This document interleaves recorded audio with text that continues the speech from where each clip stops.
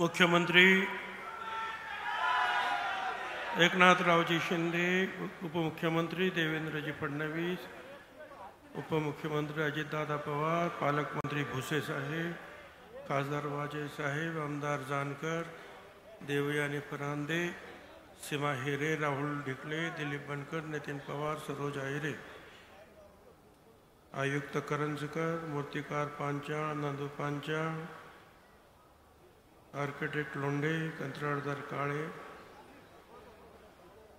भाजप, शिवसेना, राष्ट्रवादी काँग्रेस, मित्रपक्ष, सर्व पक्षाचे पदाधिकारी, महापालिका व इतर विभागाचे सर्व अधिकारी, माझ्या आणि माझ्या सर्व बांधवांनो, भगिनी आणि मातांनो, मुख्यमंत्र्यांसहित आपण सगळे या कार्यक्रमाला उपस्थित राहिलात त्याबद्दल मुख्यमंत्र्यांसहित आपल्या सगळ्यांचे मी मनापासून आभार मानतो।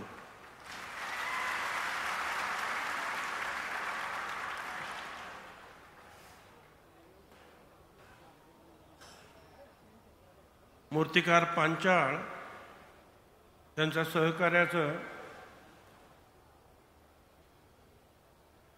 त्यांना स्मृतिचिन्ह देताना अजितदादा पवारांना अजितदादा पवार म्हणाले की बा ते पावसात उन्हात ताणात वादळ वाऱ्यात पुतळा टेकला पाहिजे। मला अजितदादांना सांगायचं आहे, अजितदादा, महात्मा ज्योतिराव फुले आणि सावित्रीबाई फुले यांनी जिवंतपणे सुद्धा अनेक वादळं वाऱ्यांना तोंड दिलं।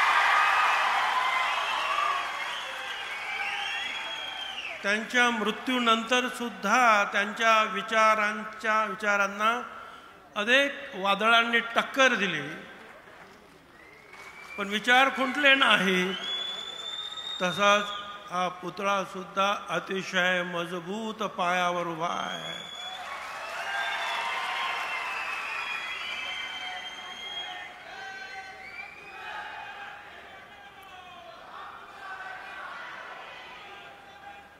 पुतळ्याचा पाया फार खोलवर आहे आणि त्या पायावर पुतळा उभा आहे। अर्थात सुरुवातीलाच मला सांगितलं पाहिजे, महापालिकेचे आयुक्त करंजकर, त्यांचे सर्व सहकारी यांचे मी मनापासून आभार मानतो। त्याच्या अगोदरचे कुलकुंडवार किंवा रमेश पवार या आयुक्तांनी सुद्धा सहकार्य केले। नॅशनल हायवेचे अधिकाऱ्यांचे सुद्धा मी आभार मानतो।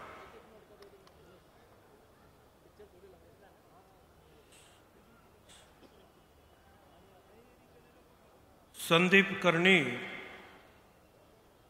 पोलीस कमिशनर, देशमाने आमचे SP यांचे सुद्धा आभार मानतो।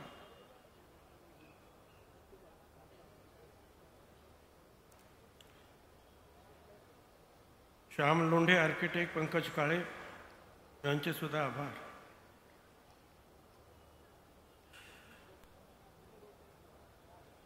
आता तुम्ही म्हणाले पोलीस ऑफिसरचे कशा भरते आभार आहे, ते याच्यासाठी आहे की हे पुतळे 8-8, 9-9 टनाचे त्या मोठ्या ट्रॉलवर आणताना सुद्धा जे बाहेर जात होते। संदीप कर्णी यांनी सगळ्यांना कळवलं, कुडाळपासून ते पुतळे आणले, तिथून पोलिसांच्या मागे पुढे गाड्या कार्यकर्त्यांच्या होत्या आणि मग 2 दिवसांनी हे पुतळे इथे त्यांनी पोहोचवले। त्याबद्दल त्यांचे मनापासून आभार।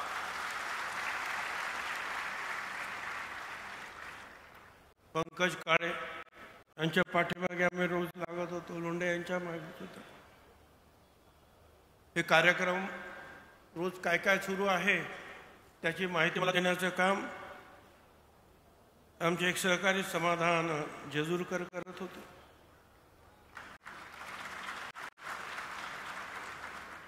पण हे जे काय आहे, बऱ्याच दिवसापासून मागणी होती. पहिला पुतळा बाबासाहेब आंबेडकरांनी नाशिकच्या गणेशवाडी येथे 1951 साली अर्धपुतळा बसवलेला आहे. बाबासाहेब आंबेडकर. त्याच्यानंतर पूर्णाकृती पुतळे असे शहरात तरी मला कुठे दिसलेले नाहीत. आजूबाजूला असतील, नावंसुद्धा दिलेली आहेत महात्मा फुल्यांचे. काही ठिकाणी अर्धपुतळे आहेत.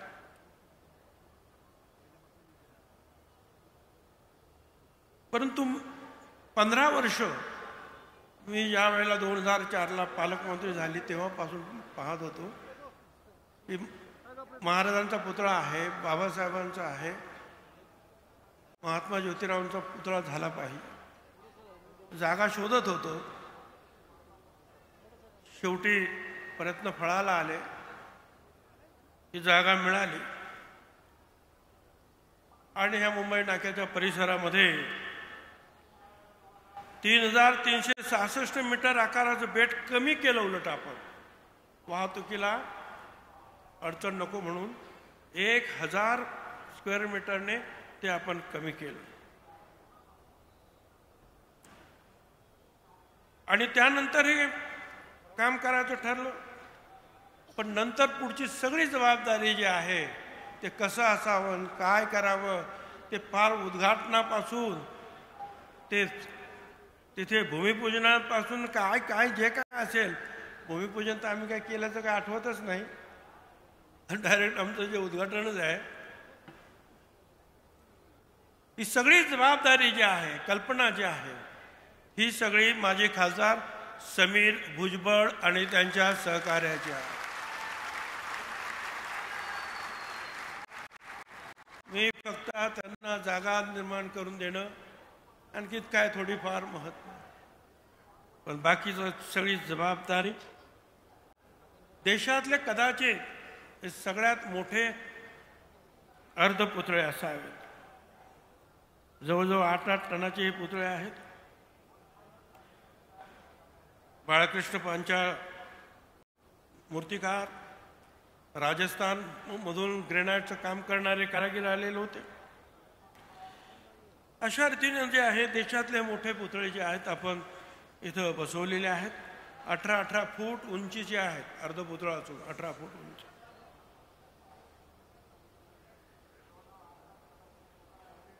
तर अडचणी या येत जातात. पुतळ्याची महात्मा फुल्यांच्या विचाराला तसा विरोध झाला, जिवंतपणी मृत्यूनंतर सुद्धा झाला. पुण्यामध्ये 1925 साली केशवराव जेधे आणि जवळकर याने महानगरपालिकेच्या प्रांगणामध्ये पुतळा बसवावा असा ठराव मांडला. त्याला विरोध काही कर्मठ लोकांनी केला. त्याच्याबरोबरच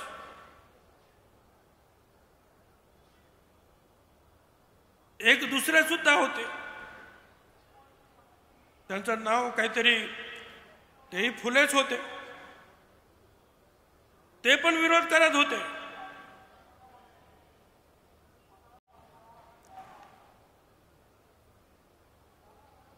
आणि मग पुढे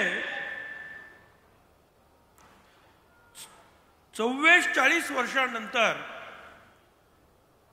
31 मे 1969 यशवंतराव चव्हाण यांच्या हस्ते तो पुतळा बसवण्यात आला.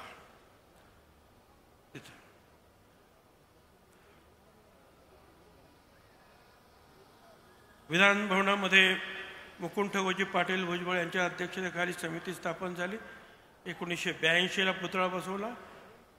मुख्यमंत्री अंतुले यांनी अनावरण केलं.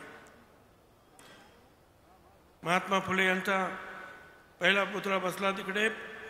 1950 साली मराठा समाजाचे नेते, सत्यशोधक भाई माधवराव बागल, त्याचं अनावरण केलं होतं डॉक्टर बाबासाहेब आंबेडकर यांनी. तर हे अशा अनेक गोष्टी आहेत. पण पुण्याच्या पुतळ्याचं जे आहे, हा पुतळ्याचा खर्च सुद्धा त्यावेळेला महानगरपालिकेनं केला नाही, तो सासवड माळीनगर शुगर फॅक्टरीने केला. आणि मला आनंद वाटतोय की इथं पुतळा बसवण्याचा ठराव नाशिक महानगरपालिकेनं केला आणि खर्च सुद्धा नाशिक महानगरपालिकेनेच केला. आणि उद्घाटन सुद्धा मुख्यमंत्री आणि उपमुख्यमंत्री यांनीच ते काम तिथं सुद्धा केलं. आणि मगाशी मी सांगत होतो ते एक वि.म. फुले यांना पुढे करून खोट्या चोपड्या त्यावेळेला छापून महात्मा फुल्यांच्या पुतळ्याला विरोध करण्यात आला आणि त्याचं नाव सुद्धा एका चौकाला देण्यात आलं, या वि.म. फुले नावाचा या ग्रस्ताचं. म्हणजे आपण जे म्हणतो फुले ब्राह्मण विरोधक होते, नाही, ते ब्राह्मण्यवादाचे विरोधक होते. आणि त्यांच्या विचाराला विरोध करणारे जसे कर्मठ ब्राह्मण होते त्यापेक्षाही जास्त आमच्यातले लोक जास्त होते. आमच्या लोकांनी जास्त विरोध केला. हे आमचा दुर्दैव, केवळ अंधश्रद्धा म्हणून. कोणी कोणी तर म्हणायचे महात्मा ज्योतिराव फुले कोट घालतात म्हणून त्यांच्यावर टीका. अरे नलावडे म्हणून कोणी होते? सावरकर कोट घालायचे, लोकमान्य टिळक कोट घालवायचे, विष्णुशास्त्री कोट घालायचे, सगळेच कोट घालवायचे. परंतु महात्मा फुल्यांना विरोध करायचा ना, करा विरोध.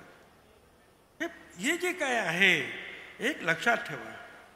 महात्मा फुल्यांनी हे सगळ्या क्षेत्रात त्यांचं काम, सगळ्या क्षेत्रात ते त्यांची एक मोठी कॉन्ट्रॅक्ट कंपनी होती.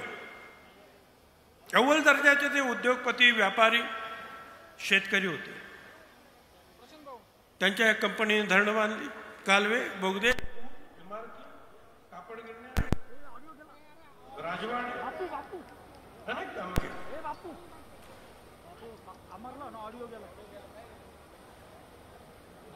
आणि यशस्वीपणे जे आहे हे सगळं काम सुरू राहिलं. राजू बाबूजी वंजारी त्यांचे शिष्य यांनी टाइम्स ऑफ इंडियाची इमारत बांधली. सोलापूरची लक्ष्मी मिल, लक्ष्मीदास खिमजी यांची कापड गिरणी त्यांनी बांधली. ज्योतिरावांचं आणखी महत्वाचं कात्रजचा बोगदा, येरवड्याचा पूल, खडकवासलाचं धरण. ख्यातनाम विचारवंत रामचंद्र गुहा म्हणतात, डॉक्टर ते म्हणतात हे आधुनिक भारताचे शिल्पकार. बाबासाहेब आंबेडकर त्यांना म्हणतात हे माझे गुरु. महात्मा गांधी 1932 साली पुण्यात बोलले ज्योतिराव फुले हे पहिले महात्मा थे. आणि स्वातंत्र्यवीर सावरकरांनी फुल्यांना समाज क्रांतिकारक म्हणून त्यांचा गौरव केला. अशा या महात्मा ज्योतिराव फुल्यांनी जेव्हा पहिली शाळा पेढ्यांच्या वाड्यामध्ये सुरू केली. आता एक लक्षात घ्या, इथे वाडा देणारे कोण? भिडे कोण? ब्राह्मण. त्यांना विरोध करणारे काही कर्मठ आणि त्यांच्यापेक्षा आमचे लोक जास्त, दगडधोंडे मारायला ते पुढे. आप्पासाहेब चिपळूणकर यांच्या वाड्यात तेही ब्राह्मण, तिथेही इतरांच्या बरोबर विरोध करायला आम्हीच पुढे. त्यांचे मित्र भवाळकर, सदाशिव बल्लाळ गोवंडे हे त्यांचे भागीदार कंपनीतले, सखाराम यशवंत परांजपे. त्यांची पुस्तकं छापण्यासाठी सुद्धा जे आहे कोण मिळत नव्हतं, तर ते मोरोपंत विठ्ठल वाळवेकर यांनी आपल्या छापखान्यातून ती पुस्तकं छापून दिली. मला सांगायचं ते हे आहे की विचारांना ते एखाद्या जातीचा, एखाद्या पंथाचा, एखाद्या धर्माचा विचार करत नाहीत, ते सगळ्यांचा विचार करत आहेत. कारण त्यांनी म्हटलेलंच आहे, ख्रिस्त मांग महम्मद ब्राह्मणासी धरावे पोटासी बंधुपरी, धर्म राज्य भेद मानवा नसावे, सत्याने वर्तावे ईशासाठी. हे सगळं त्यांचं तत्वज्ञान आपण विसरून जातो आहोत. कारण नसताना त्यांच्यावर आपण टीका टिप्पणी का करतो आहे हेही मला कळत नाही. सावित्रीबाई फुले आपण फक्त त्यांनी शाळा काढली म्हणून प्रसिद्ध आहे एवढंच नाही. त्या कवयित्री होत्या. काव्यफुलं बावनकशी सुबोध रत्नाकर हे काव्यसंग्रह आहेत त्यांचे. 1896च्या दुष्काळात माणुसकी विसरून एकमेकाला ओरबडण्याचा प्रयत्न करणाऱ्या समाजाला सावित्रीबाईंनी सत्कार्याचा आदेश घालून दिला. पोटासाठी शरीर विक्रय करणाऱ्या बाया बापड्यांच्या दुष्टाच्या तावडीतून सोडून त्यांना सत्यशोधक कुटुंबात आश्रयासाठी पाठवलं. त्याला पंडिता रमाबाई गायकवाड सरकार यांनी मदत केली. पुण्यामध्ये ज्यावेळा परित्यक्ता स्त्रियांवर अत्याचार झाले, बलात्कार झाले, तर गर्भवती राहिल्या, आत्महत्या करायला लागल्या. फुले दाम्पत्याने बोर्ड लावले, माझ्या मुलींनो आत्महत्या करू नका, आमच्याकडे आम्ही तुमचा सांभाळ करतो, तुमचं बाळणपण करतो, तुमच्या मुलांचं संगोपन करतो, तुमचंही करतो. आणि बाल हत्या प्रतिबंधक गृह त्यांनी सुरू केलं. सावित्रीबाई फुलांनी या सगळ्यांचं बाळणपण केलं. त्यातलाच एक ब्राह्मणाचा मुलगा यशवंत, त्याला महात्मा ज्योतिराव फुलांनी दत्तक घेतलं, डॉक्टर झाले ते पुढे यशवंत. 96-97च्या दरम्यान एवढंच नाही, मुंबईला हिंदू मुसलमान दंग्यामध्ये सुद्धा सावित्रीबाई फुले गेल्या. त्यावेळेला ज्योतिराव नव्हते. तिथे जाऊन कित्येक हजारांच्या लोकसभेच्या समोर लोकांच्या समोर त्यांनी भाषणं केली, ते थांबवलं.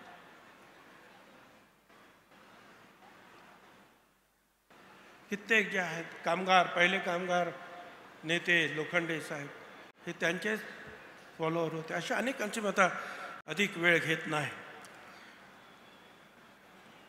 पण 1896-97च्या लक्षात घ्या, अलीकडे जेव्हा कोविडची साथ आली, कित्येक आमचे बांधव, कित्येक डॉक्टर, कित्येक नर्सेस, कित्येक पोलीस अधिकारी, कित्येक सामान्य लोक आपलं आयुष्य घालून बसले. असाच प्रसंग जेव्हा प्लेगचा आजार सुरू झाला त्यावेळेला झाला. पुण्यात 96-97ला प्लेगने धुमाकूळ घातला. त्यावेळेला कुणालाच माहीत नव्हते प्लेग म्हणजे काय आहे. हे कळल्यावर इंग्रजांनी जे आहे नवीनच उपाय शोधला. रोगी दिसला की उचल आणि त्याला कुठेतरी नेऊन ठेव, परत तो कधी यायचाच नाही. हे ज्या वेळेला सावित्रीबाईंनी पाहिलं त्यावेळेला त्यांनी प्लेगच्या पीडितांसाठी ससाणे यांच्या माळावर पुणेजवळ एक हॉस्पिटल सुरू केलं. त्या स्वतः रोग्यांना धीर द्यायला लागल्या, त्यांच्या घरी जाऊन त्यांना भेटायला लागल्या, कुटुंबांना आधार द्यायला लागल्या.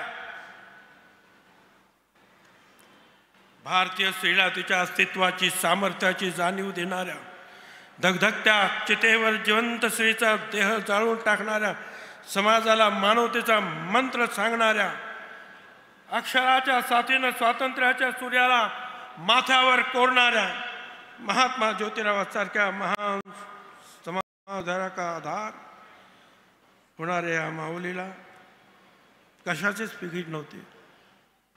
डॉक्टर यशवंत मुलगा त्याने सांगितलं, आई तू जाऊ नकोस, तुला सुद्धा प्लेग होईल. सावित्रीबाई म्हणतात, अरे यशवंता, आज जर शेठजी असते, शेठजी म्हणजे महात्मा फुले, आज जर शेठजी असते तर ते घरी बसले असते का रे? त्यांनी ऐकलं नाही.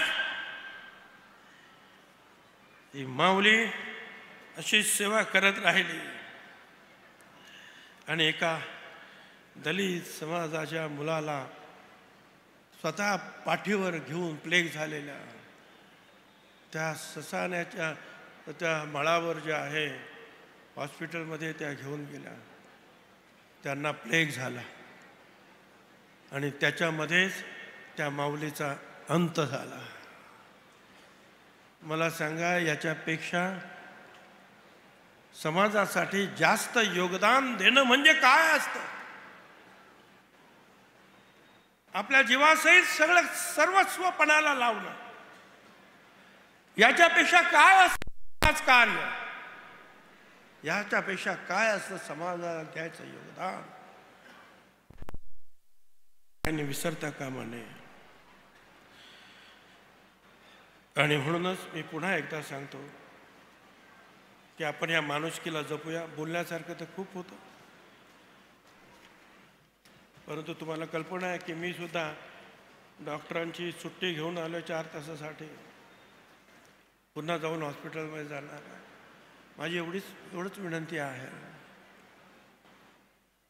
संत तुकारामाने सुद्धा सांगितलं आहे, विष्णुमय जग वैष्णवांचा धर्म, भेदा भेद भ्रम अमंगळ हे सगळं बाजूला टाकूया. या मातृभूमीवर आपण प्रेम करूया, गोरगरिबांची सेवा करूया. आणि मला पुन्हा एक सांगायचं आहे,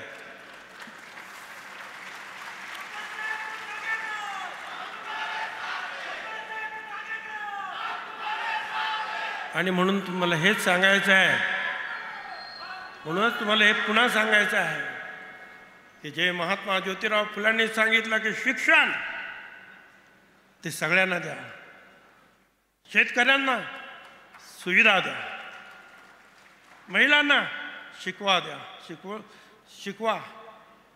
या सरकारनं हेच काम करत आहे. शेतकऱ्यांना पण देत आहे, मुलींना मोफत शिक्षण.